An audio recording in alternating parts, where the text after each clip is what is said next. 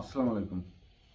রাজনৈতিক অঙ্গন বলি, রাজনৈতিক আকাশ বলি বা রাজনৈতিক একটি জঙ্গল বা একটি বাগান যাই বলি না কেন, সেই অঙ্গনে কতগুলো কাক জন্ম নিয়েছে।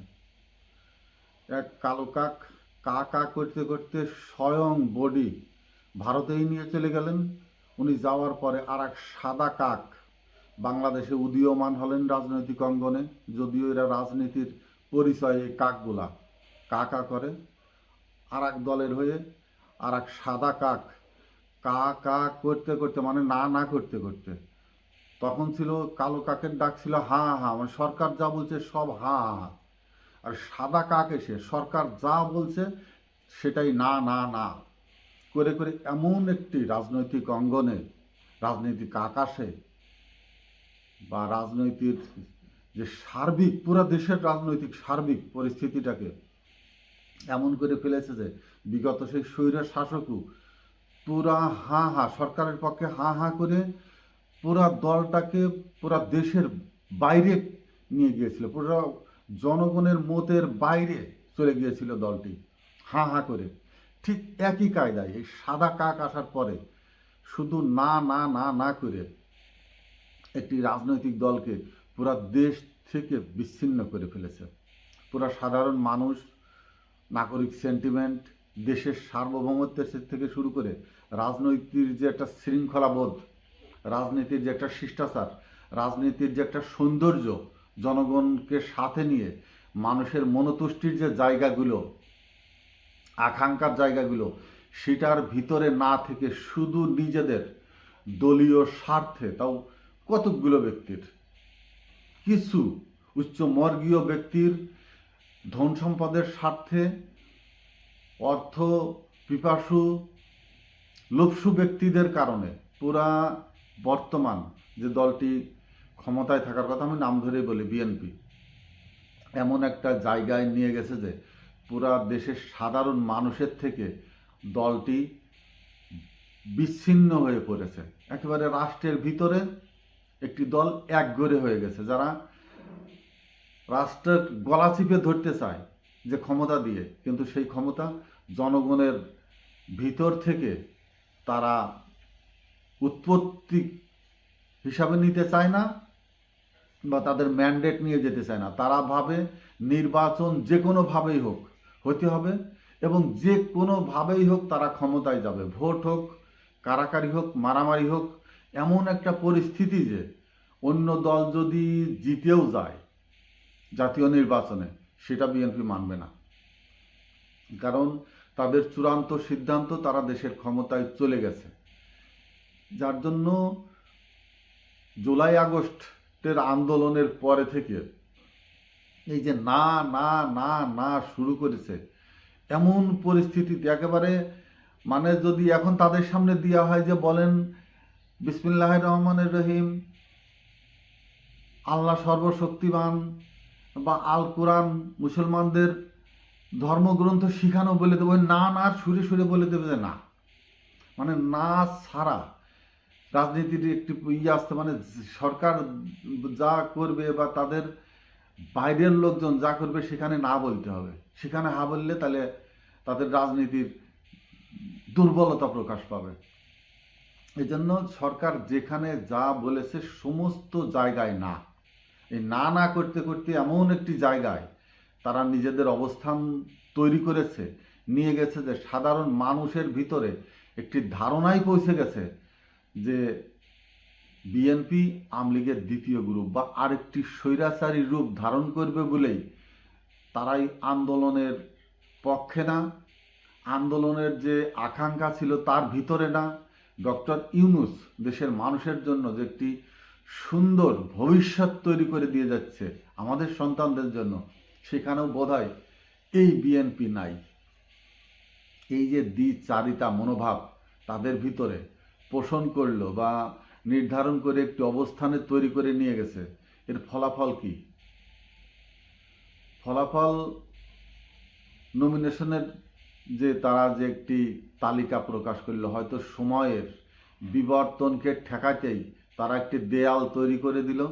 অথবা পরিস্থিতি মোকাবেলা করবার জন্য তারা যে মাঠে আছে, সব কিছুতেই তারা যে অগ্রগামী সেটা প্রকাশ করলো। তারা সরকারকে অবৈধ বলছে, এখানে সই করতে পারবে না, ওইটা করতে পারবে না। আবার সরকারের নিয়োগকৃত নির্বাচন কমিশনের আন্ডারে, সেই সরকারের আন্ডারে নির্বাচন চাইছে, নির্বাচন দিতে হবে, অন্য কোনো জায়গায় সরকারের কোনো ভূমিকা নেই।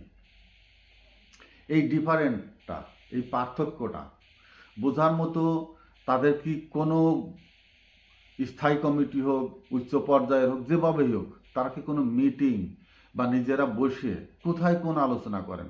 যার যার মতো মাঠে আসছেন, কথা বলছেন, ঘরে চলে আসছেন। দলীয় যে কার্যক্রমগুলা, নীতি নির্ধারণী কমিটি, কার্যকরী কমিটি, সম্পাদকীয় মণ্ডলীর কমিটি, স্থায়ী কমিটি যারা বিএনপির, তারা অথবা বিভাগীয় পর্যায়ে তৃণমূলের যে সাংগঠনিক নেতা নেত্রীরা ডেকেছিলেন এবারও নমিনেশন লেনদেনের জন্য। আমি টাকা পয়সার কথা বললাম না, ঠিক আছে। ওই 18 সালের যে নির্বাচনের লিস্ট, ওইটাই মানে কি বলবো আর, যে নির্বাচনী যে ইশতেহার থাকে না, এটা আগে দেখতাম নির্বাচনী ইশতেহার যারা ঘোষণা করে পরে সেই আগেরটা নিয়ে আর নিজেদের কিছু দিয়ে আর একটু লম্বা করে মাঠে ছেড়ে দেওয়া, ঠিক সেই যে পৌরাণিক পদ্ধতিতে এখনো বিএনপি মাঠে রাজনীতি করতে চায়। তারা কি মনে করে সেই পৈশাসিক যুগেই পড়ে আছে, সেই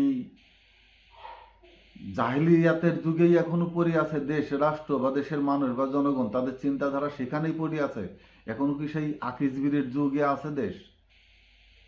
কি ভাবছে বিএনপি? বিএনপির চিন্তা ভাবনা একটাই, পুরা bus stand, tempo stand, launch ঘাট, বিমানঘাটি সমস্ত জায়গায় তাদের রাস্তাঘাট তাদের দখলে, চাঁদাবাজের আওতায় চলে আসছে, পুরা দেশ তাদের দখল, এবং তারা অঘোষিতভাবে ক্ষমতায় আছে, এবং নির্বাচন মাত্র একটি পদ্ধতিগতভাবে সেটাকে স্বীকৃতি দিয়ে তারা ক্ষমতায় আহরণ করবে। তাহলে যে জুলাই আগস্ট হলো, যে আন্দোলন হলো, এত বড় শক্তিকে কারা দেশ থেকে তাড়িয়ে দিল? সেটা তো বিএনপির একেবারে চোখের সামনে। তারা তো এটা জ্ঞাত যে কোন শক্তি এদেশের ভিতরে উদ্ঘাটিত হলো, উদ্ভব হলো, যারা এত বড় একটি বড় ধরনের ভিতকে নাড়িয়ে দিল। এইটা নিয়ে কি তারা কখনো সংশয় বোধ করে বা চিন্তা ভাবনা করে? যদি তাই করত, তাহলে তারা পুরা সাধারণ মানুষের ভিতরের থেকে, সাধারণ মানুষের চিন্তা ভাবনায় বা তাদের যে ইচ্ছা সেটাকে পোষণ না করে শুধু দলীয় ইচ্ছাকে কেন প্রাধান্য দিল? দিত তখনই যদি জিয়াউর রহমানের মূল আদর্শের ভিতরে থাকতো, সেটা গ্রহণযোগ্য ছিল। কিন্তু বিএনপির আদর্শিক কোনো রাজনীতি হচ্ছে? তিনি কখনো কোনো মন্ত্রী, এমপিকে, আমি মাজেদুল হকের কথা বলি, মাগুরার মন্ত্রী, 6টা দপ্তরের মন্ত্রণালয়ের মন্ত্রী ছিলেন, কিন্তু মাজেদুল হক, দুর্নীতির কথা বলা হয় কিন্তু সেই অর্থ, সেই প্রাচার্য বা সম্পদ প্রমাণ তো করতে পারেনি এখনো। তিনি কোনো মন্ত্রীকে অর্থ পাচারের সুযোগ দেননি। তিনি কোনো মন্ত্রীকে ধন সম্পদের মালিক হইতে, আধিপত্য বিস্তার হইতে, ব্যাংক করে বড় একেবারে সেই মার্চেন্টদের মতো কোনো ব্যবসায়ী হতে সুযোগ দেননি।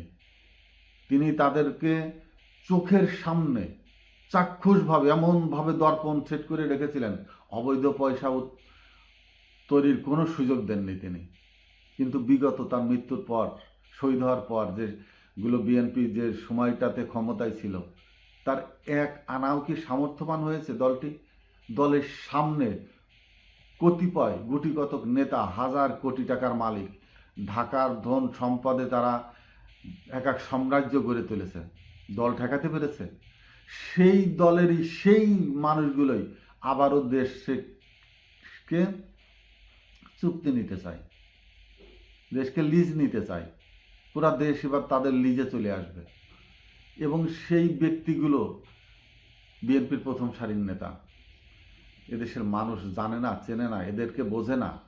শুধু ধানের শীষ স্লোগান দিলেই বিশাল বড় একটি দল বলে মনে হচ্ছে, নিজেদেরকে সবচেয়ে বড় দল ভাবছে, কিন্তু ভাবার কি কারণ সেটা কি তারা কখনো ভেবে দেখার সুযোগ পেয়েছে বা করছে? কখনো বসে তারা গবেষণা লুব্ধ কোনো পেপারস সাধারণ মানুষের ভিতরে দিয়েছে যে তাদের বর্তমান কি পরিস্থিতি? সাধারণ মানুষকে দিয়ে শুধু স্থায়ী নেতারা চেষ্টা করছে মানুষের কাছে যেতে, পুরানো যে কমিটিগুলো আছে সেগুলোকে ঝালাই করতে, হুমকি ধামকি দিয়ে তুমি দলের লোক, তুমি আমাদের লোক, সবাইকে বিএনপি বানিয়ে ফেলছে। কে আমলিগ, কে জামাত, বা কেউ জাতীয় পার্টি, ওটা কিছু না, তাকে যাকে দেখছে তাকে বলছে হ্যাঁ তুমি তো আমাদের লোক, আমাদের দলের লোক, এদিকে আসো না কেন, মিটিংয়ে আসো না কেন, মিছিলে আসো না কেন, তুমি কেন ওর সাথে, তুমি কেন তার সাথে।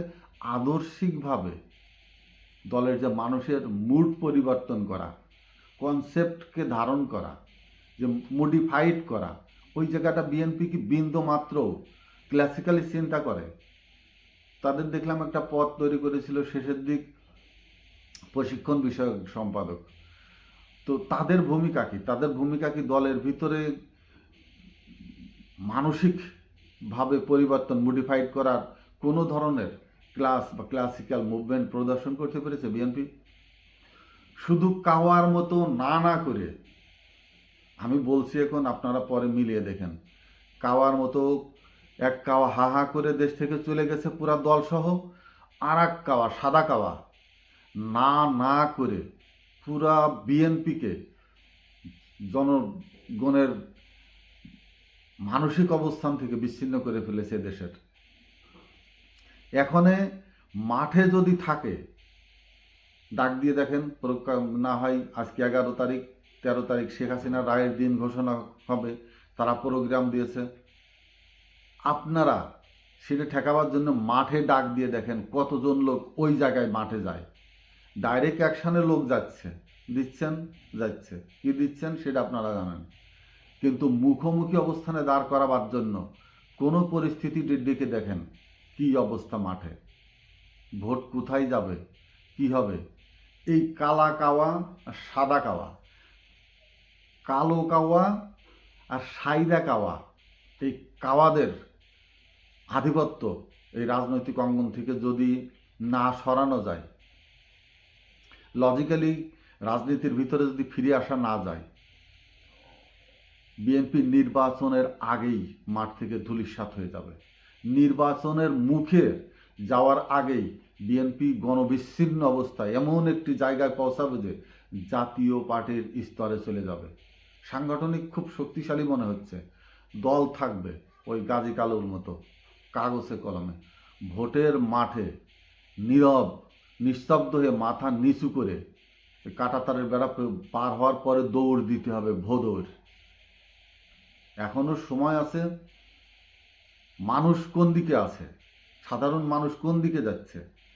যদি সংস্কারের পক্ষে হা ভোট না ভোট হয়, মানুষ কোন দিকে বেশি ধাবিত হচ্ছে, তার সাথে থেকে মানুষকে যদি মানসিকভাবে আগলে রাখা না যায়, নিজেদের অবস্থানকে শক্ত রেখে মানুষ থেকে বিচ্ছিন্ন হয়ে যাওয়ার যে অপকৌশল চলছে, এটা ভারতের কথা বললে বলবে যে ভারত ছাড়া কি আর আপনাদের কোনো কথা নেই?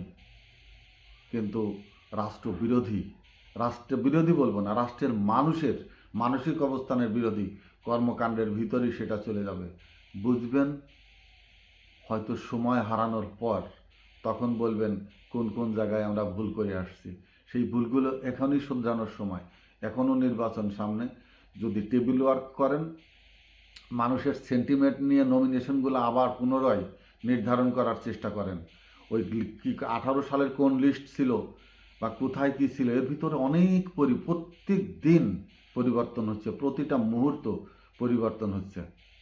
মানুষের কাছে এসে ওই অফিসে বসে থেকে লেনদেন করে সম্পর্ক ধরে, এটা আত্মীয়তা না, বিএনএর সম্পর্ক না, রাজনৈতিক সম্পর্ক। মানুষের অন্তরকে বোঝার চেষ্টা না করে যদি চেহারা দেখেন, পয়সা দেখেন, দলীয় কেন্দ্রে প্রভাব দেখেন, ওই রেজাল্টই পাবেন। ওই আম গাছ লাগিয়ে তেঁতুল গাছের ফল পাবেন, সেটাই পাবেন। আমরা গাছ লাগিয়ে বলবেন আমাকে যে এই গাছে জাম ধরাইতে হবে, জনগণ সেই দিন আর নাই। জনগণ যে গাছ সেই ফলই দেবে। অতএব এই কাওয়াগুলোদের আধিপত্য রাজনীতি থেকে চিরতরে মুছে দিতে হবে। নিজেদের প্রভাব জনগণ মেনে নেবে না, জনগণ কারোর খায় না, বুঝতে হবে জনগণ আপনাদেরকে ওই টাকা নিয়ে এসে চাল কেনে না, যার যার মতো খেটে খায়, যার যার ওষুধ শেষে কেনে, যার যার পোশাক সেই কেনে, যার যার মান সম্মান অবস্থান সে তৈরি করে নেয়। আপনার চোখ রাঙানি, আপনার হুমকি ধামকি, আপনার রাজনৈতিক প্রভাব প্রতিপত্তি এগুলো জনগণ মেনে নেবে না। আপনি যেমন তর্জনী দেখান, জনগণ বুড়া আঙুল দেখাবে। আসসালামু আলাইকুম।